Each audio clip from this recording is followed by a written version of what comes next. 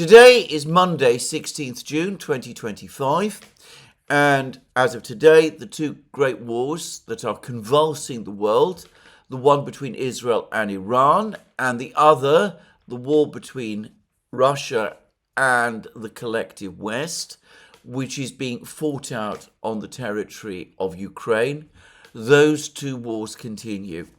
We also continue to have a humanitarian disaster, a catastrophe. Many use much stronger words. I have to be careful what words I use.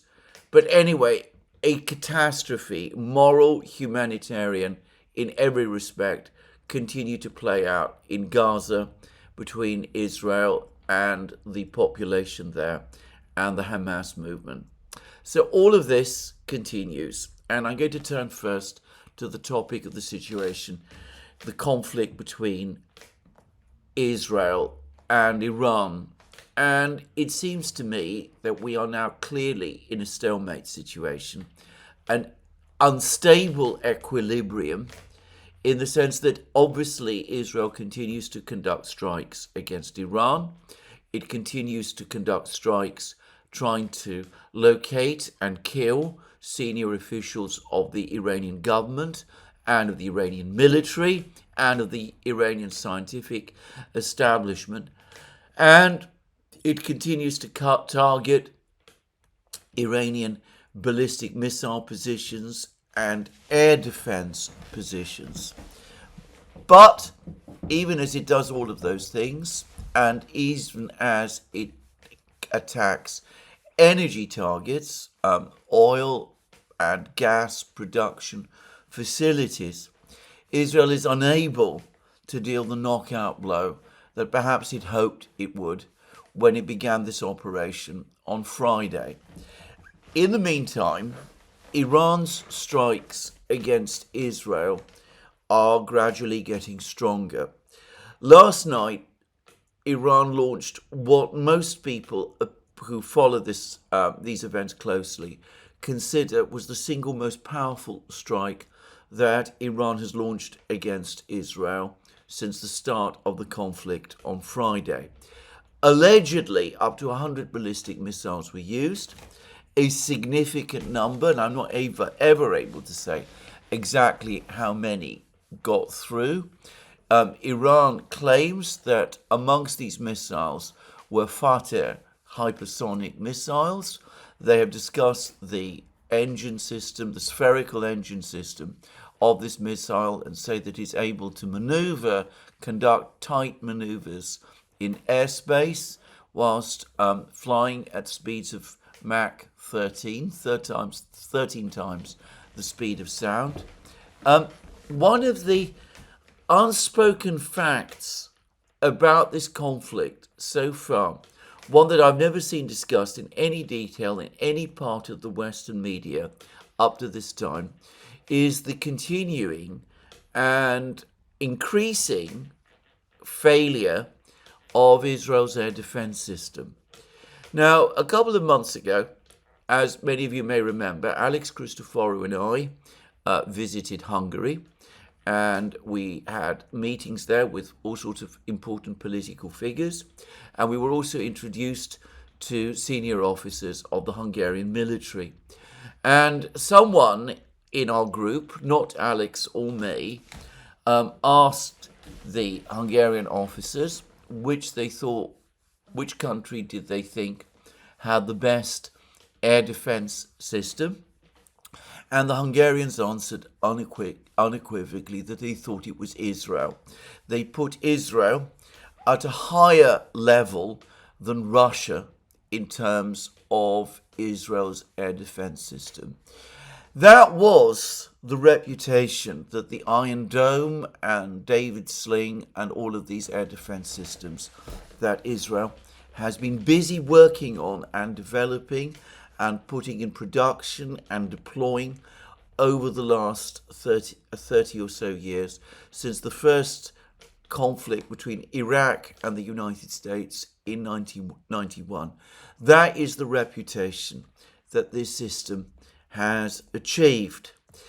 Well, it turns out that it is not as effective as many people were led to believe.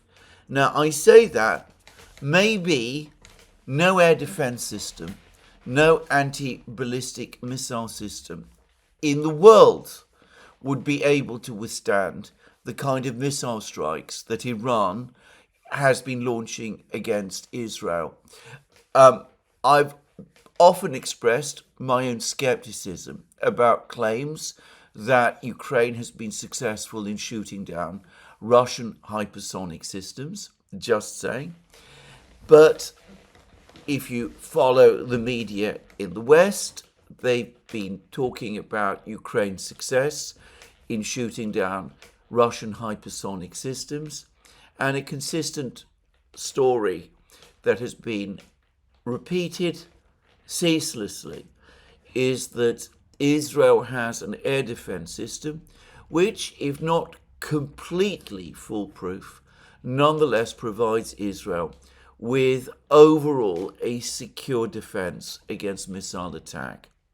Now, as I said, this may have been overhyping the missile system, the anti-missile system. It may be, as I said, that no missile system could be that effective. It may be that in any system, some missiles are inevitably going to get through. But that was the narrative about Israel's missile system, anti-missile system, that had been spread. And I understand that in Israel itself, this is now indeed causing significant alarm and dismay. The Israeli people had been led to believe that their anti-missile system would indeed be extremely effective against the type of Iranian attack that we are now seeing, and it turns out that it is not as effective as many people had been led to believe. Now, I am not an expert in anti-defense, anti-air and anti-missile systems, and I want to say that right away. It is not at all within my province. I do not possess those levels of expertise. But it does seem to me that the Russians have been altogether more successful in shooting down ballistic missiles than the Israelis have. They've very quickly got on top of the challenge presented by the ATACMS, for example, though it is fair to say that the Russians have never been confronted with attacks by hypersonic systems, by hypersonic missiles. The Russians do seem, however, to be more successful than the Israelis are proving to be against drones. Increasing numbers of drones also appear to be getting through. Anyway, I've devoted some time to this topic because I don't think it's getting anywhere near the attention that it deserves. This is another system, military system, a Western military system that has proved rather less effective than those of us who just follow the ordinary news and commentary about these things was led to believe.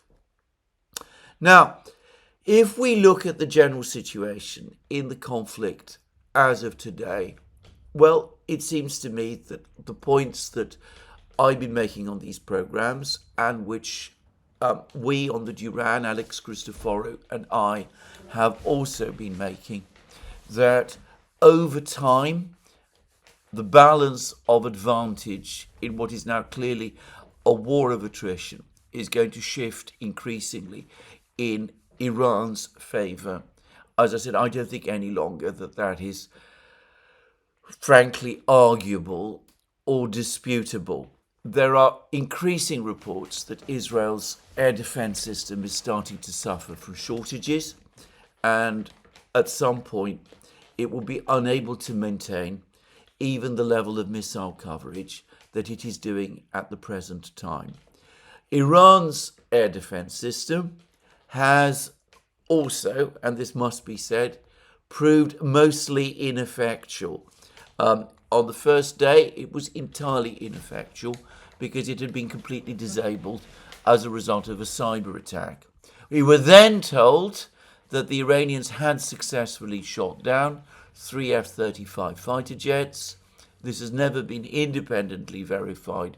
The Iranians have produced pictures of what they say is a pilot of one of these aircraft who was taken prisoner, but they've never provided much evidence, wreckage, and that kind of thing that would enable someone like me to say that this claim was probably true.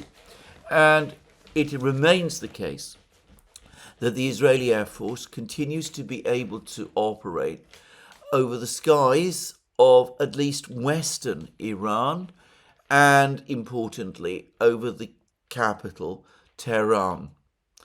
However, it also appears to be the case that so far all Israel's attempts to damage Iran's nuclear facilities have been ineffectual. Iran has not been able to inflict significant damage on the Fordow facility.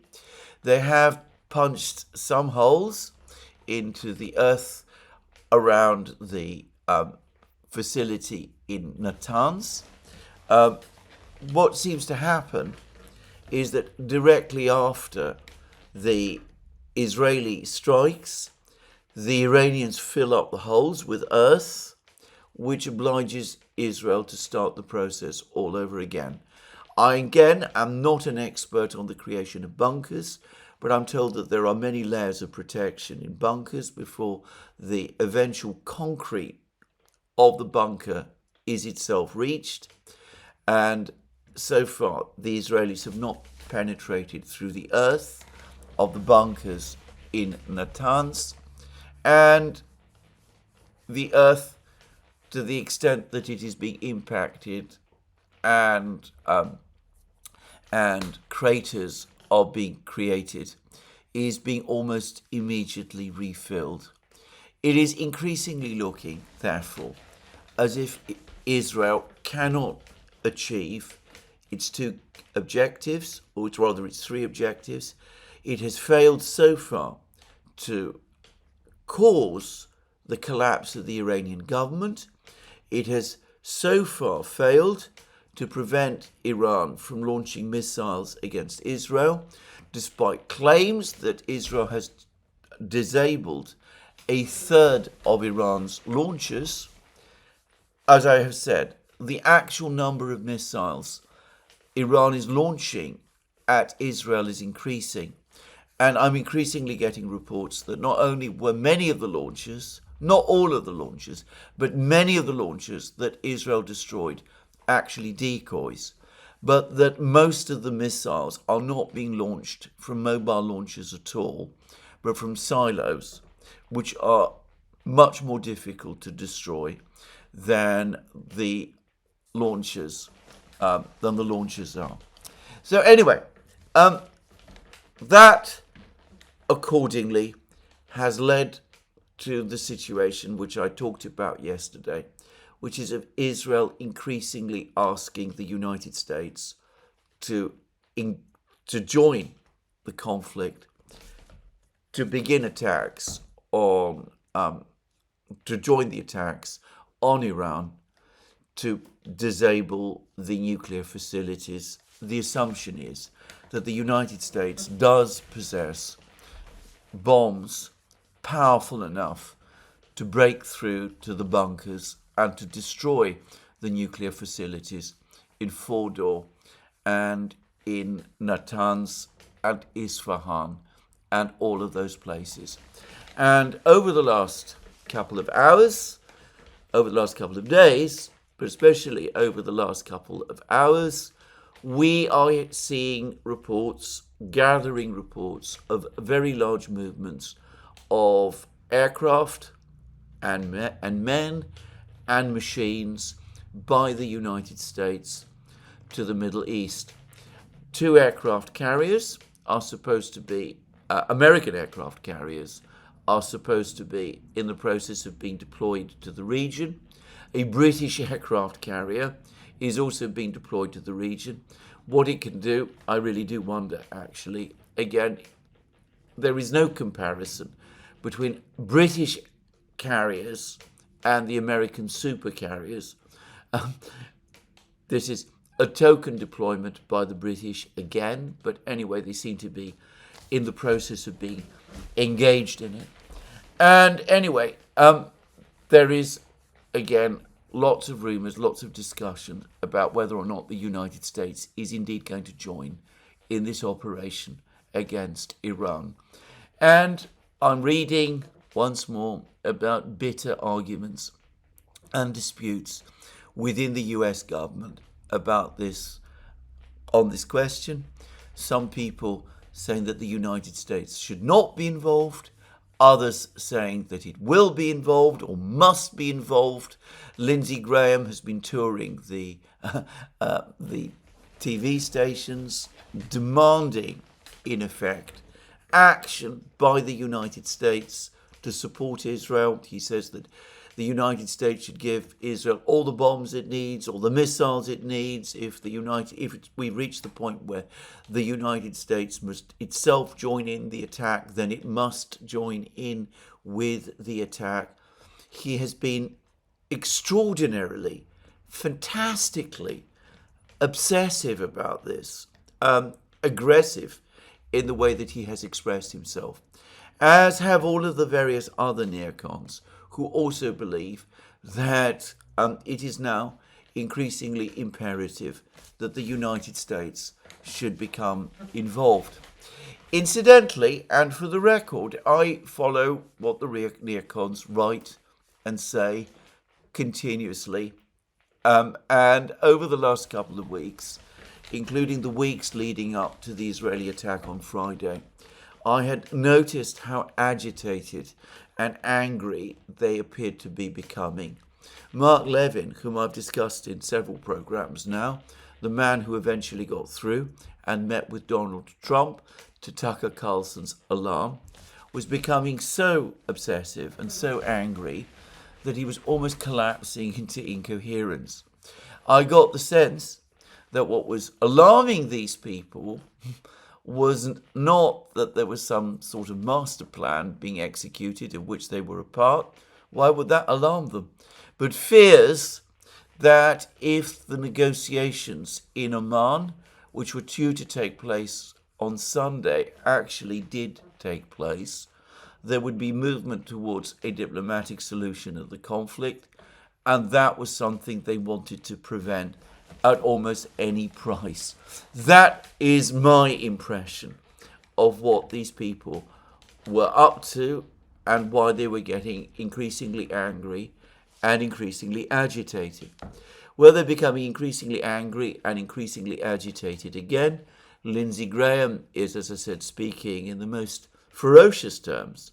And I can't help but think that the same people who have advocated this attack, the attack that took place on Friday, who perhaps generally did believe that the Iranian government would collapse like a house of cards, and who are becoming frustrated and perhaps frightened that it is not, are now desperately lobbying, as they always do, for the United States to become involved itself. And they're spreading stories, as again, they always do, that if the United States does become involved, then what has turned out to be a much more difficult operation than they expected will suddenly become an easy one, and victory will be achieved without too much more trouble. At least that's my sense of what these people are up to. The giveaway for me was a comment I actually saw Lindsey Graham make. He said that if at the end of all of this, Iran was still there, still with a nuclear program, then it would be a disaster for the United States, and that was something that had to be prevented at all costs. I am not quoting his words exactly, but that clearly was his meaning. And you can imagine that the same people who have been lobbying for conflict, who have been pushing for the United States to green light an Israeli attack on Iran, to assist in the way that the United States undoubtedly has been assisting the attack on Iran. Anyway, all of these people, they're not coming round now and saying, well, actually, they underestimated the difficulties. They didn't understand that this might not turn out quite in the way that they thought.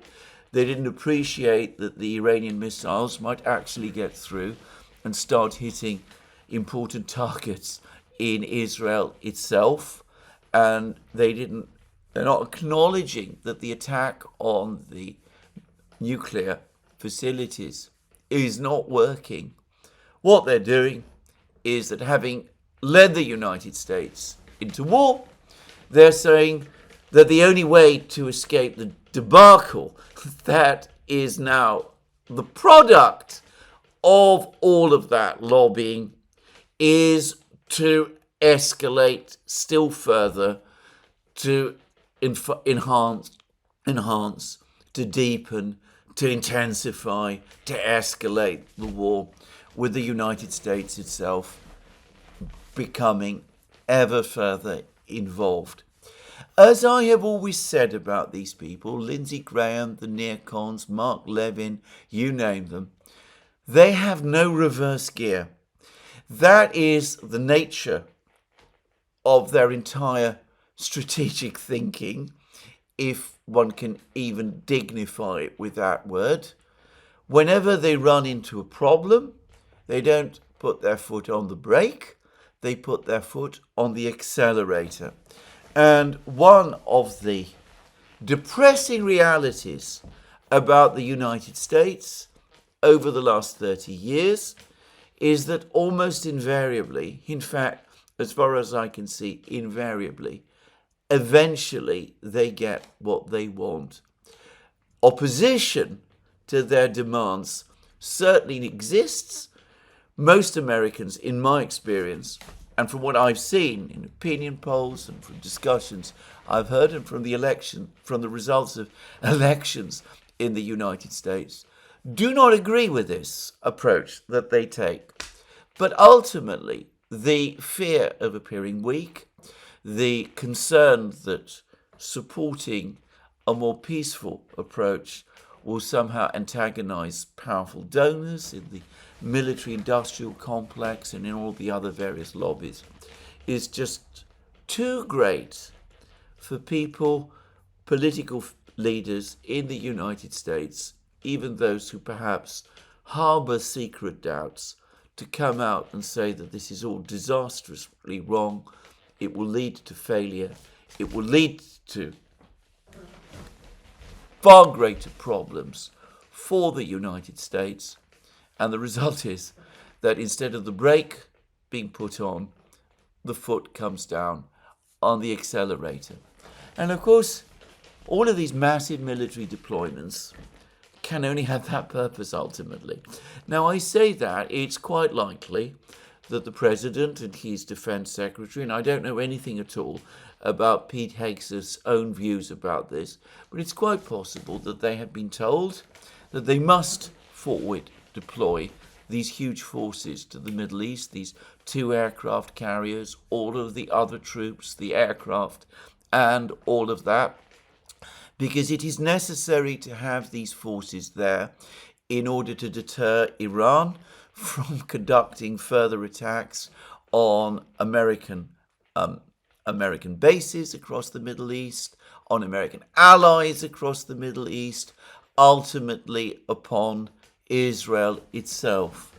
But of course, as I have said in previous programs, in earlier programs, when massive deployments of American forces in the Middle East took place, the very fact of the presence of huge US forces close to Iran inevitably creates and imposes its own reality.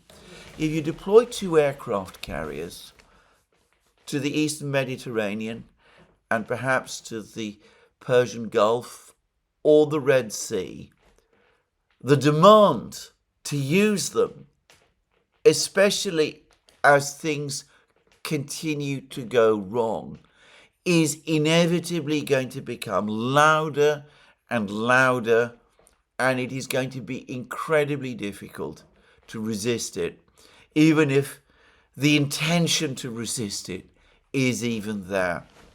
So all of this is very ominous, and it points to a massive further escalation.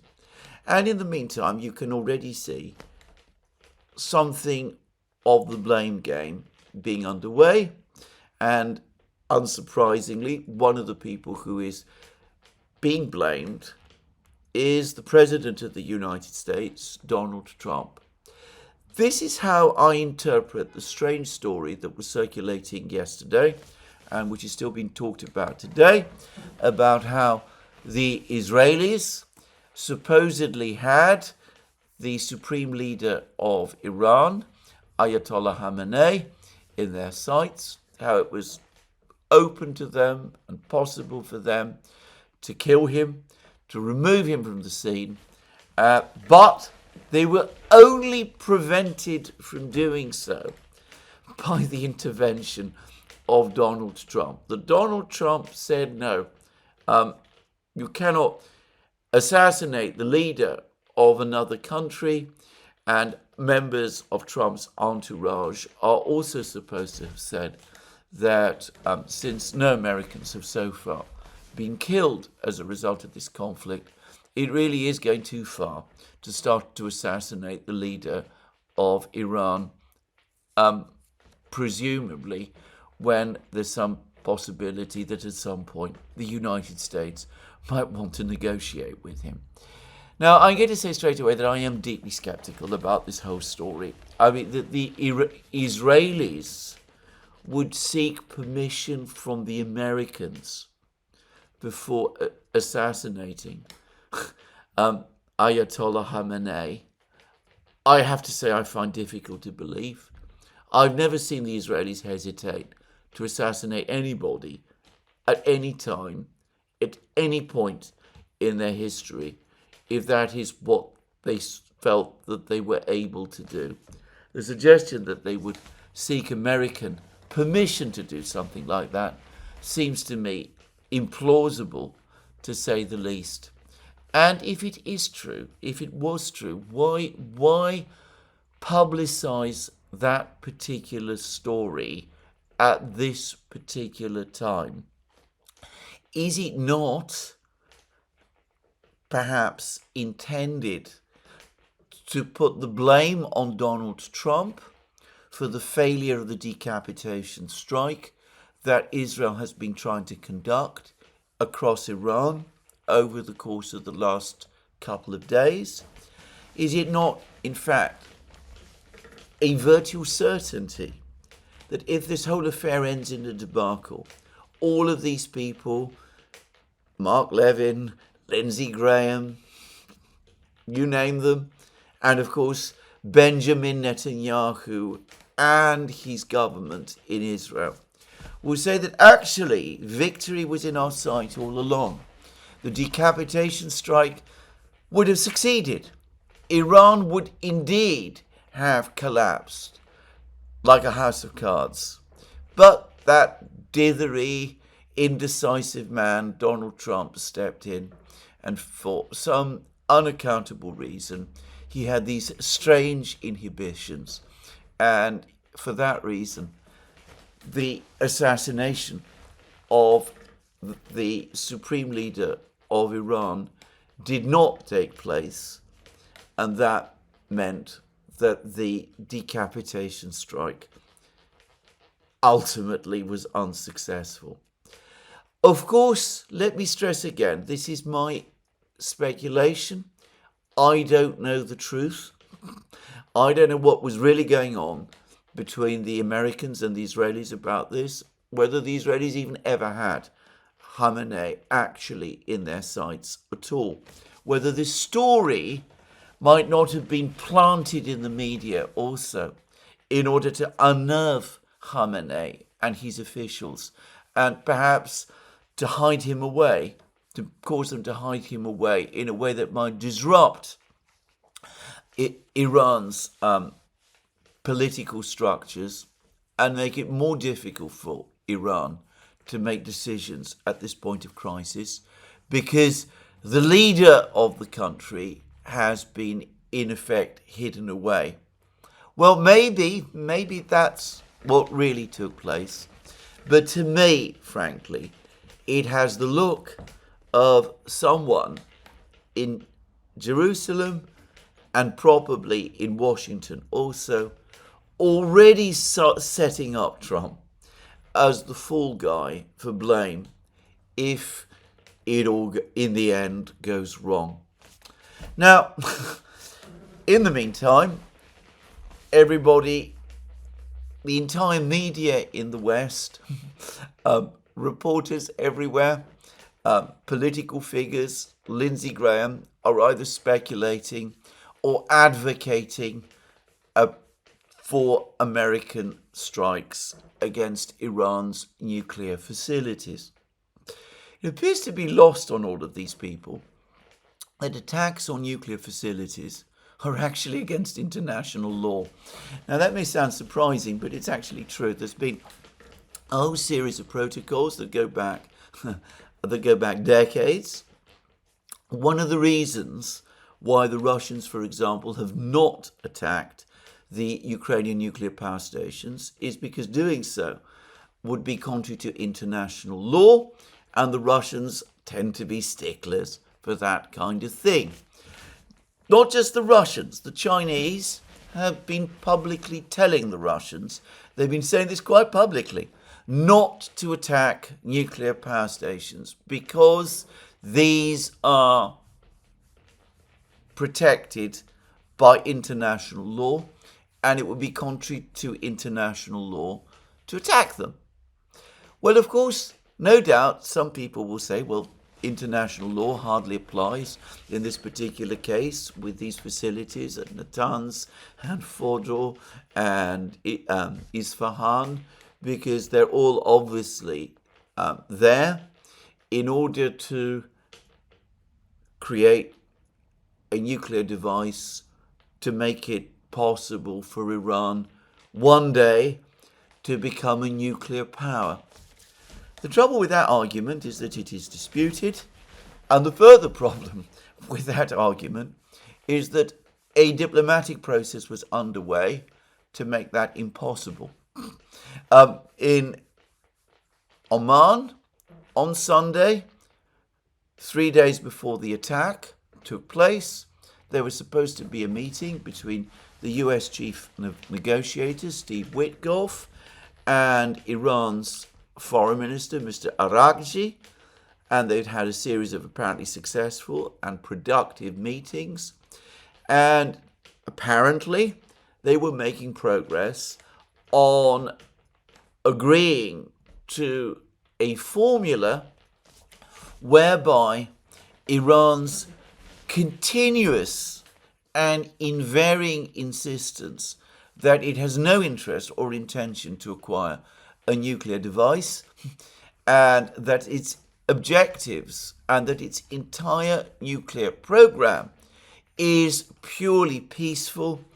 Well, an agreement would have been reached to ensure that that was the case, and that the international community, including the United States and Israel, could be sure that that was the case.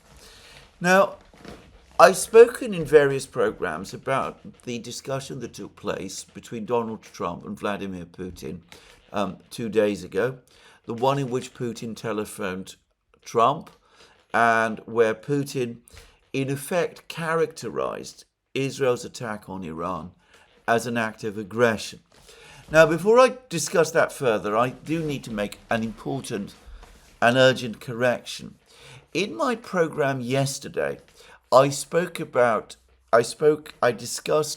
Yuri Ushakov's account of the telephone call, and I suggested that the words about a sincere conversation between Putin and Trump, that those to me looked very close to being very close to the Soviet formula of a frank conversation, a full and frank conversation, which in Soviet lexicography, in Soviet lexicon rather, was essentially code for a row. Well, I have been contacted by the single individual who I consider to be the single greatest authority on this matter, who is Ray McGovern.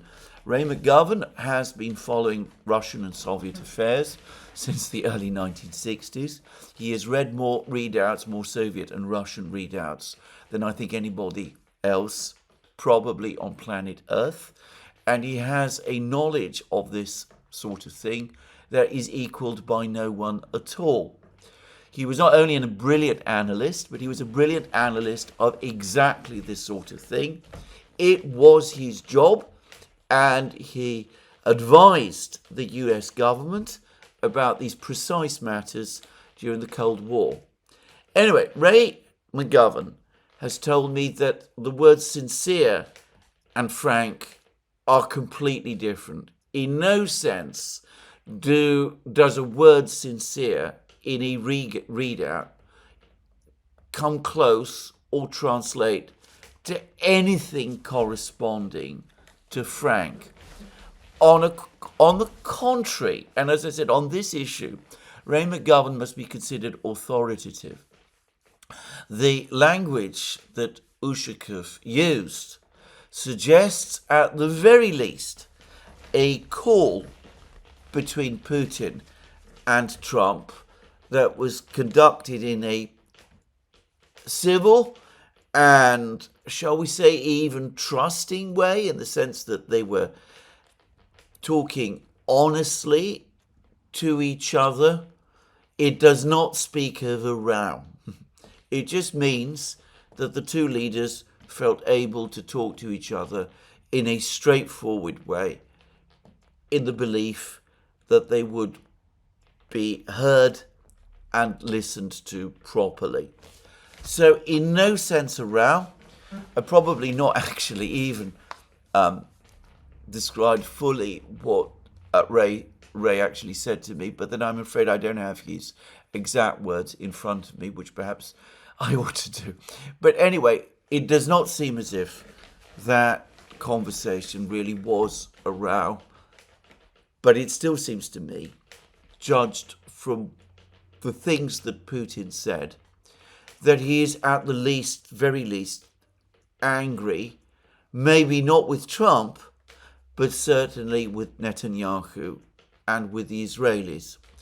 And he followed that up, Putin followed that up yesterday with a conversation he's had with Erdogan. And again, my impression is that this conversation was one which took place at Putin's instigation. I should say that the phone lines in the Middle East have been incredibly busy. The Russians are talking to the Iranians. The Chinese are talking to the Iranians. The Turks are talking to the Iranians. The Pakistanis are talking to the Iranians.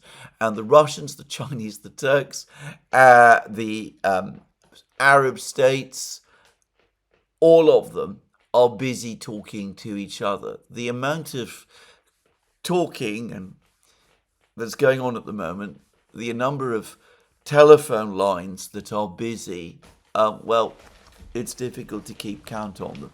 And some of the European leaders are also involved. There was a particularly preposterous article in The Guardian yesterday, the lead article in The Guardian, that the great peacemaker, the extraordinary diplomatist, the man who we can absolutely rely upon to ensure that this situation doesn't escalate out of control, Keith Starmer, is now also involved and is trying to find some way to achieve an escalation in the conflict. But anyway, put that aside. Erdogan and Putin spoke, and it's Putin's comments that I want us to focus on. This is the Russian readout of that call. The main focus was on the sharply aggravated situation in the Middle East. Vladimir Putin and Recep Tayyip Erdogan condemned Israel's military action against Iran, undertaken in violation of the UN Charter and other norms of international law. That's almost exactly the same words that Putin used when he spoke to Trump the previous day. And notice that over the course of this conversation, Erdogan went out of his way to say that he agreed with Putin. And then the Russian readout reads, both sides express the most serious concern about the ongoing escalation of the Iranian-Israeli conflict, which has already resulted in a large number of casualties and is fraught with grave long-term consequences for the entire region. The leaders spoke in favour of an immediate cessation of hostilities and the settlement of contentious issues, including those related to the Iranian nuclear program, exclusively by political and diplomatic means. It was agreed that in this regard, the relevant departments of the two countries will maintain close cooperation. Now, the point is that Putin is qualifying. He is describing the Israeli attack on Iran as aggression, violation of the UN Charter and other norms of international law, is in effect saying that the Israeli attack was an act of aggression. The Turks, Erdogan, and indeed most people in the Middle East and around the world are saying the same thing. So it is an act of aggression. And one of the things that puts that beyond any doubt at all, in my opinion, is that the attack took place 3 days before the meeting that was supposed to take place in Oman between the Americans and the Iranians. There is always going to be controversy about what constitutes aggression. There's never been a fully agreed definition of aggression accepted by everybody and accepted in international law. But I think it is fair to say that even in situations where a country considers itself to be entitled to conduct a preemptive strike, it is expected to take some steps first to prevent that strike occurring before it itself resorts to force. And in this case, I don't think anybody seriously imagined that Iran would be in possession of a nuclear bomb between Friday and Sunday. So in this particular case, the universal assumption amongst lawyers, international lawyers, and, by the way, the diplomats of most countries, would be that before resorting to a use of force, a country should make every effort to exhaust all diplomatic options. That is what the Russians claim that they did before the start of the special military operation in February 2022. They proposed 2 draft treaties. They met with the Americans. They hosted in Moscow a succession of Western dignitaries and officials, including Olaf Scholz, Annalena Baerbock, Emmanuel Macron, at ridiculous lengths.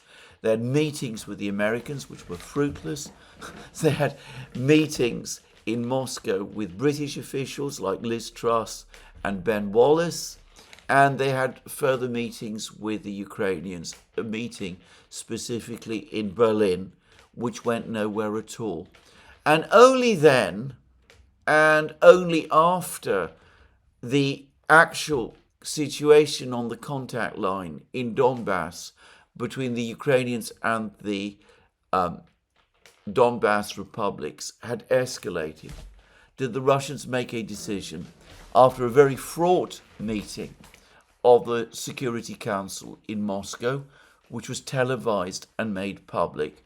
Only then did the Russians decide that they were going to launch the special military operation. Now, as I said, many people in the West will be very skeptical and cynical about all of this. They will say that the Russians never exhausted all their diplomatic options. They carried out an attack when there were no grounds to do so. That all of these attempts were simply show. But the point is that the Russians, at least, even if you accept that cynical view, went through the motions of appearing to adhere to international law before starting the special military operation. That is why there is no consensus around the world, there is no agreement around the world that the special military operation was an act of aggression. It is why countries like India and China and the African states and the Latin American states have always refused to refer to Russia's actions in the special military operation as an act of aggression. Well, in starting this operation, making this attack, conducting this attack, 3 days before negotiations were due to take place, at a time when it looked as if the negotiations might even succeed, when the tone and language of the Iranians and of the chief American negotiator, Chief Witkoff, were optimistic. The Western powers and the Israelis have thrown all that away. They've basically said to the world, we don't care what you think.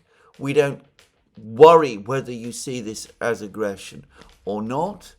As far as we're concerned, we're going to attack Iran and we're going to do whatever we like.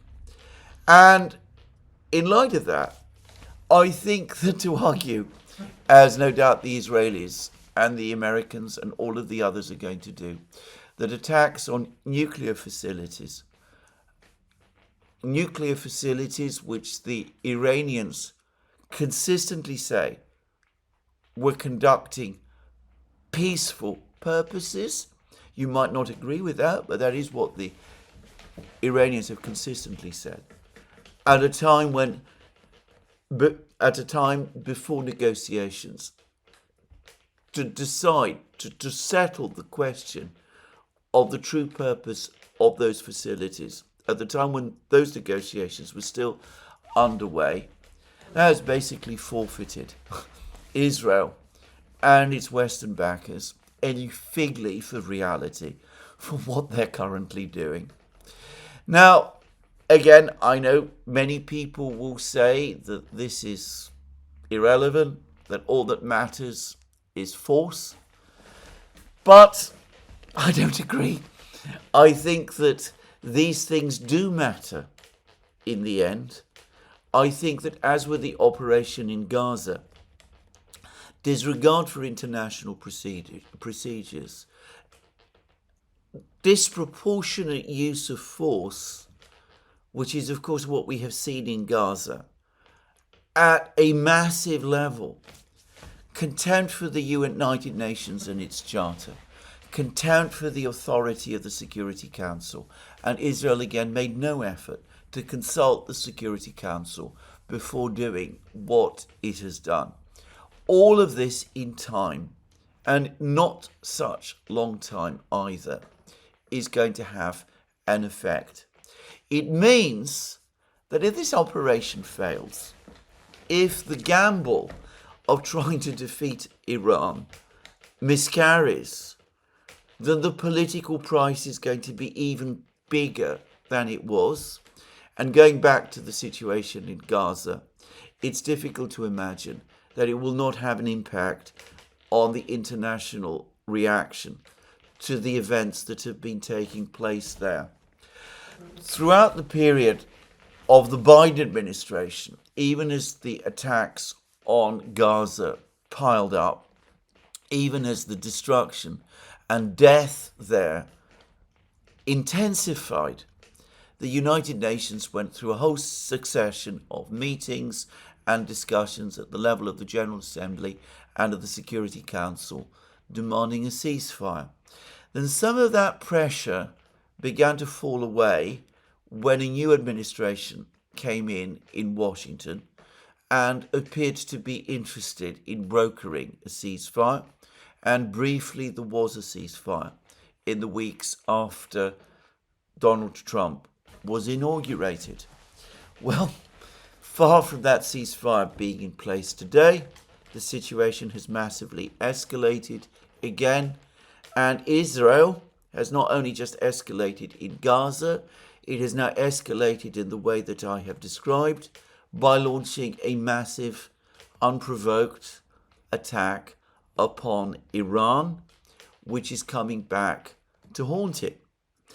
And that will have an effect, consequences, if things don't turn out in the way that Israel intended.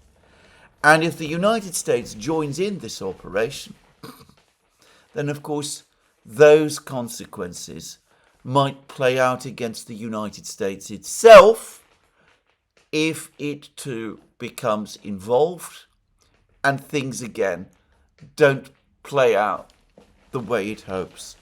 And here I'm going to say a number of things. Firstly, I don't know that these bunker busting bombs that the United States has really are sufficiently powerful to break the bunkers in Fordow and Isfahan and Natanz. And remember, in order for this to be successful, all three of these facilities need to be destroyed. I say that, lots of technical people will insist that they are. Maybe they're right. But going back earlier in the program, to what I was saying earlier in the program, many technical people were saying that the Israeli air defense system was, if not completely airtight, well, almost so. And that has proved not to be the case. If Israel cannot break the bunkers in Fordow and Natanz and Isfahan, politically, that is very damaging for Israel and, in a sense, for the United States. But if the United States tries and fails, then the emperor is indeed without clothes. And that will have a big impact, to put it mildly. But there is something else as well. And that goes back to what people like Tucker Carlson have been saying. Because they have been saying that if the United States joins in the war, then Americans across the Middle East, 40,000 American troops strung out in bases across the Middle East, potentially become targets of Iranian retaliation. And based on what we have seen, that is exactly what is going to happen. If the Israelis, with dense air defense systems, cannot defend the rather limited airspace of Israel from Iranian missile and drone attacks, how can the United States, with its military assets dispersed over a vastly larger territory, achieve what the Israelis have been unable to do, to defend its bases from Iranian attacks? It seems to me that not only will those Iranian attacks take place, but it is now a virtual certainty that they will succeed and they will be effective and that they will draw blood. The bases will be hit and people will be killed, and that, of course, will play into deeper American fears, wider American fears amongst the wider American public of the United States being drawn into another forever Middle East war. So, again, is any of this taken into account in Washington?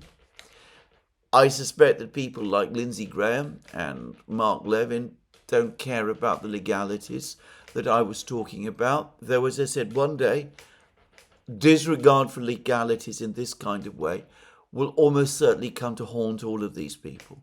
Just saying. But the military implications of a conflict in which Iran has shown that it has the ability to strike far beyond its own territory in Israel itself against the vaunted Israeli air defense system, and to penetrate and break through and conduct damage to what one must assume are well-defended Israeli cities and military bases and other military facilities. One does wonder whether the Americans are taking any of that into account or understand fully what it is that they're letting themselves in for. Now, President Trump has spoken about the enormous power of the US armed forces, and they are indeed very powerful. And no doubt an aerial campaign by the United States against Iran would be far more effective and far more damaging than the Israeli offensive, air offensive so far has been. But that doesn't guarantee its success. Iran, as I've discussed in many programs, is a huge country. It's a very mountainous country. It's likely, as the conflict continues, to start receiving military supplies from its Eurasian allies. They, after all, have an interest in supporting Iran, given the fact that they themselves accept that Iran is the victim of aggression. I ought to say that so far, there's no public information that Iran has asked China or Russia for military aid. But if the United States attacks Iran, perhaps it will. And at that point, maybe, as I discussed in my program yesterday, it will be forthcoming. Anyway, this is, to put it mildly, an exceptionally dangerous moment. And of course, if the United States really does become involved in a war against Iran, and if that war is unsuccessful, the geopolitical defeat for the United States will be immense. And if the war is prolonged, it will tie down American resources at a time when the American economy is overextended, when there are worries about the stability of the American financial system, when the United States is carrying an extremely heavy debt load, when there are political conflicts in the United States, with disturbances in American cities and large numbers of people coming out in protest for whatever reason, good or bad, against the government in the United States, when there are similar tensions in Europe. None of this looks to me like it has been well thought through, or indeed thought through at all. Well, we will see what happens over the next couple of days. I suspect that for a while at least, maybe a week, we will probably still see the pattern of the last couple of days further play out. More Israeli strikes against Iran, more assassinations of Iranian officials, more of that kind of thing. Whilst the Iranians, for their part, will continue to strike positions in Israel. For the moment, the Iranians continue to say that they have no plans to develop nuclear weapons. President Pezeshkian of Iran has addressed the Iranian parliament. There was a lot of suspicions, a lot of talk yesterday that the parliament might vote to pull Iran out of the non-proliferation treaty. President Pezeshkian spoke strongly against that, and I understand that the parliament for the moment is following his lead, which appears to be supported by Ayatollah Khamenei. How long that will continue for is, of course, open to question. If we see an American escalation, then inevitably we're going to see more pressure within Iran itself for the Iranians to escalate too. But anyway, my point is that for the moment, I think we're going to continue to see this disastrous, debilitating, incredibly destructive exchange of missile and bomb strikes, perhaps for a further week. I don't know how big the Israeli inventory of missiles is. I don't know how resilient the Israeli Air Force is. But at some point, if nothing on the Iranian side breaks, and there's no reason to think at the moment that anything will, then the pressure in the United States from people like Lindsey Graham and others for the United States to become directly involved is going to grow. And then the real crisis, the crisis of which the one we're seeing now is only a precursor, the real crisis will begin. Anyway, in the meantime, the other war continues, and we have had what may be the most panic-stricken succession of messages from President Zelensky of Ukraine that we have had from him, as far as I can see, over the course of the entire war. Now, they all appeared on Twitter X, and they obviously are in English, which by the way confirms that they have been translated and filtered by some of Zelensky's aides. Zelensky does speak English, but those who heard him can see that he doesn't speak it with anything like the kind of fluency that you get in these posts. So clearly we're getting, if you like, a filtered version of Zelensky. But nonetheless, the fear and the panic is there. No one has been able to stop Putin. Only Trump remains. He might be able to. But to stop Putin, one thing is essential. He must lose money. Only then will he be unable to expand his army and military sector. It's as if Zelensky has finally come to realize that there is no military victory for him or for the collective West in this war. He's now putting all his hopes on further sanctions, on cutting off the supply of funding to Russia.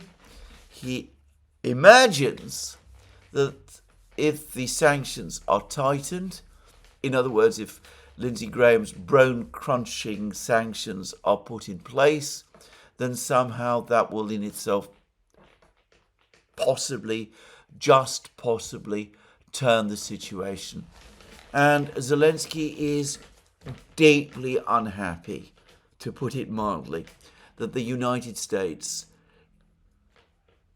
appears to be pulling back from those sanctions. I understand that the US Treasury Secretary, Scott Bessent, has spoken out against further sanctions, the bone-crunching sanctions as well, which, given that it's his job to try and negotiate some kind of understanding with China. It really doesn't surprise me. Anyway, Zelensky goes on to say, right now the tone of the US-Russia dialogue feels too warm. Going back to Ray McGovern's comment, Ray McGovern says that the overriding priority for both the American and the Russian governments is to normalize relations, that this is more important for them than the conflict in Ukraine is, and you can see that Zelensky agrees. He is absolutely unnerved by the fact that the process of US-Russia rapprochement is continuing, and it has him in a panic. So he then goes to say, let's be honest, that won't stop Putin. What is needed is a shift in tone. Putin must understand clearly America will stand with Ukraine, including by imposing sanctions and supporting our army. Any signals of reduced aid or of treating Ukraine and Russia as equals are deeply unfair. Russia is the aggressor. They started the war. They do not want to end it. That's what Zelensky is saying.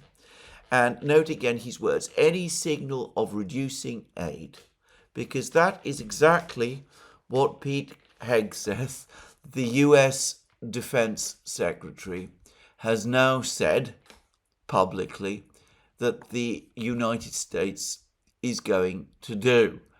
And it has provoked commentary in the West, including in Europe.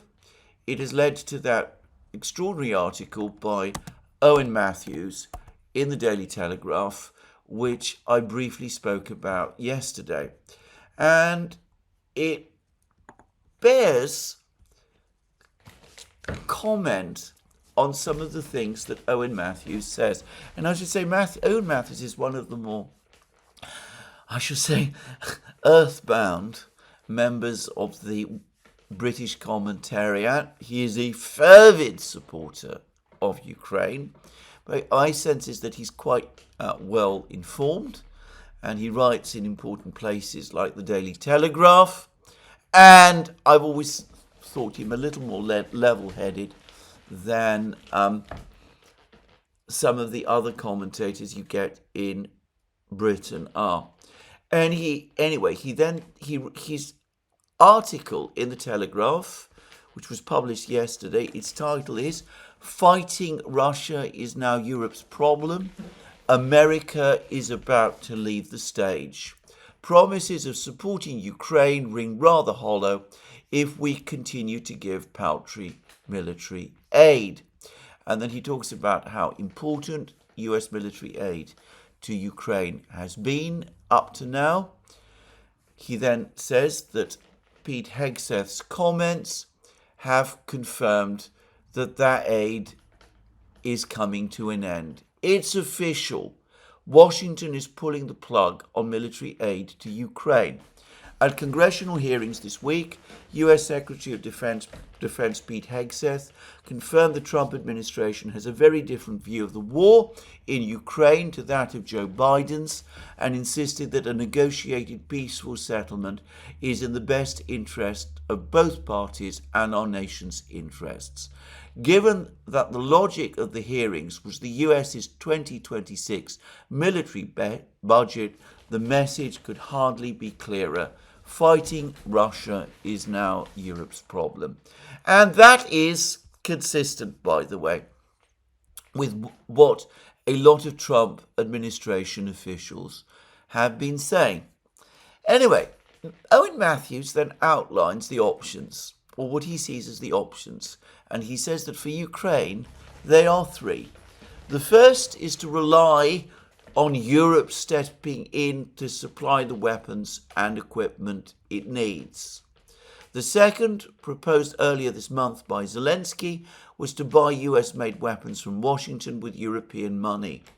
The problem is, as the Trump administration has admitted, that there are major shortages in US inventories, and of course the demands of the conflict in the Middle East, even if everything goes well over the next few weeks, is going to cause a further drain of those inventories and leave less for Ukraine at a time when the United States still has China on its mind. Anyway, the third, this is according to Owen Matthews, is to make the weapons it needs in Ukrainian factories funded by money from European allies. Notice that nowhere in this article does Owen Matthews suggest what is in fact the only realistic option, which is to make peace, to sit down with the Russians, to say that Ukraine is prepared to discuss the memorandum that the Russians proposed on the 16th of June. On the 16th of June. On the 16th of May, maybe that memorandum is very hard for Ukraine, losing the 4 regions as well as Crimea, accepting that it cannot join NATO or do any of these things. But ultimately, are these 3 alternatives realistic? Owen Matthews accepts that the Europeans are nowhere close to filling the gaps in Ukraine's inventory by increasing weapons production. Buying weapons from the United States, as I have said, is really very difficult and is not really a viable option. And besides, I'm not sure that European taxpayers will be very happy about that idea, though maybe European governments will do what they always do, which is simply ignore them. The third, to make weapons in Ukraine, is something that Owen Matthews talks up to an absurd degree in this article. But it is a fantasy, and that is something that really ought to be emphasized. Besides, Owen Matthews himself admits but offers no solution to Ukraine's, what he calls Ukraine's most urgent military and political problem, Ukraine's looming chronic shortage of bodies to man the front lines. Videos of violent press gang tactics used to round up military-age men, often featuring posses of citizens rallying to save the men targeted, are the subject of daily online anger on Ukraine's social media. He then goes on to say that stories of Russia's imminent economic and military collapse make for feel-good reading, but aren't borne out by ongoing and relentless assaults in the air and on the ground. He then admits that Western defense experts have warned that US-made Patriot missile systems in production since 1981 are increasingly ineffective against Russian hypersonic cruise missiles and massed swarms of Iranian Shahed drones. Well, I've been saying that for 2 years. But anyway, he now tells us that Western defense experts are admitting all of this. So what is his solution to these problems? He doesn't come up with any. There is no time to develop an entirely new air defense system that can deal with hypersonic missiles or that can defeat swarms of drones on the scale that the Russians are using them. The time frame for that simply doesn't exist. And the shortage of manpower in the trenches is an insoluble one. So what exactly is his solution? He talks about as long as Europe continues to spend more on financing Putin's war machine, in other words, buy oil and gas from Russia, than it does on Ukraine's, its promises of supporting Kiev for as long as it takes ring rather hollow. But that's a rhetorical phrase. It does not address Ukraine's problems. It's not surprising, given that this is so, that Zelensky finally is starting to panic. I am going to go further. I am going to say that these messages that Zelensky is publishing, these increasingly urgent messages, and some of the statements that he's making, show that for the first time, Zelensky is starting to understand that Ukraine is about to lose the war. This isn't something that people in the West maybe have woken up to yet, at least not people in Europe. But when you put together what Zelensky is saying with what Owen Matthews is writing, surely that is the only logical conclusion. And again, I'm not going to discuss the military situation in Ukraine in any detail in this program. Suffice to say that there's been further advances by the Russians right across the front lines.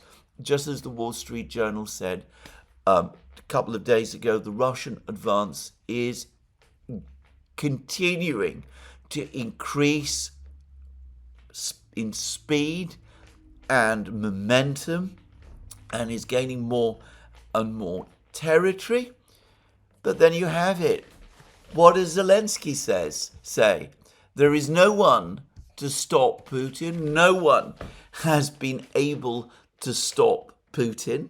Not even Trump, apparently.